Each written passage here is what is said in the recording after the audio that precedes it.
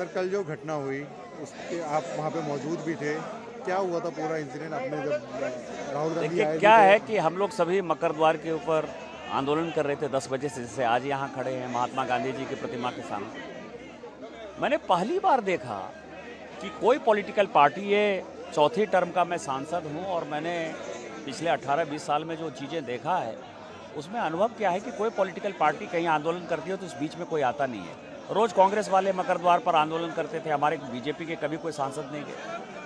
कल उन लोगों को मैंने जो है सीधा आते हुए देखा, फिर बाद में मैंने देखा कि प्रियंका जी नीचे बैठ गए तो मुझे लगा ठीक है, चलो वो भी आए हल्ला हंगामा करेंगे, हम लोग भी करेंगे।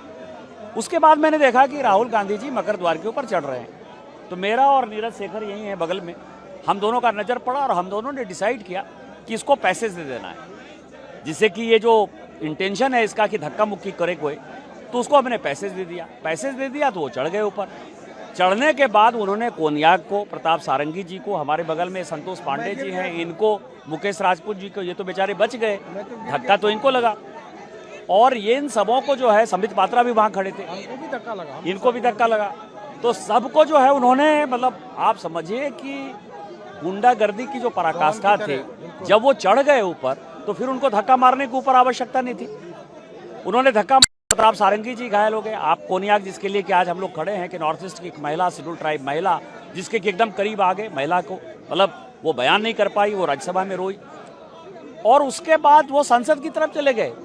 और फिर संसद की तरफ से आकर प्रताप सारंगी जी, जिनको हम लोग व्हील चेयर पर बैठाए हुए थे, डॉक्टर देख रहा है उनको, वहां आकर कह रहे कि ही पुस्ट मी, ही पुस्ट मी, ही पुस्ट मी।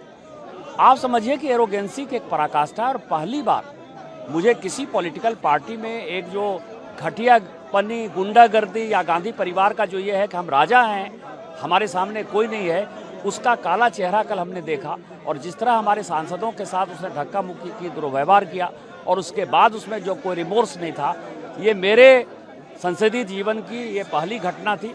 और मैं इसको मानता हूं कि 2001 में इसी दिसंबर के महीने में 13 दिसंबर को पाकिस्तान ने हमारे संसद पर हमला किया था। 19 दिसंबर को गांधी परिवार ने 2024 में उन चीज़ों को दोहराया, और अब तो वो अर्बन नक्सल की तरह यहाँ घुस गया है। कल देवेंद्र फडणवीस जी ने जो कल बयान दिया है महाराष्ट्र के असेंबली में, वो बहुत ही डिजास्टरस है कि अर्बन नक्सलवाद के साथ, विदेशी लोगों के साथ काठमांडू में किस तरह से मीटिंग हुई।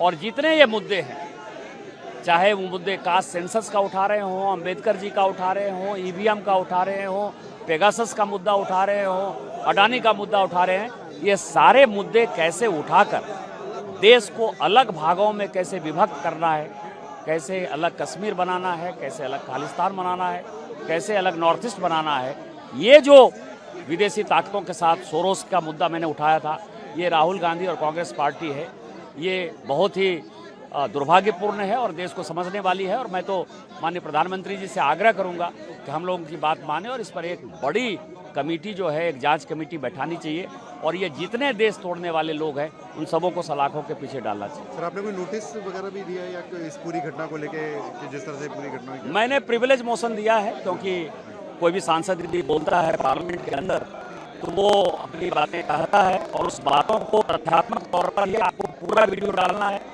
माननीय अमित शाह जी के वीडियो को उसने तोड़ मड़ोड़ कर पेश किया है, इसलिए मैंने राहुल गांधी जी के खिलाफ प्रिविलेज मोशन दिया। सर कल की तस्वीरों में एक चीज़ भी दिखी थी, जो राहुल गांधी वापस आए, तो उनका क्या एटीट्यूड, किस तरह से वो कह रहे हैं? यही तो मैं कह रहा हूँ ना कि वो सिंपैथी, एक 70-72 साल के बुजुर्ग जिनको खून बह रहा है, जिनको डॉक्टर देख रहे हैं, वहां आकर वो कहते हैं, पप्पू यादव जैसे गुंडे के साथ आए, वो ही पुस्ट में, ही पुस्ट में, ही पुस्ट में। मतलब आप समझिए कि 70-72 साल का कोई 45 केजी का आदमी राहुल गांधी को धक्का दे देगा।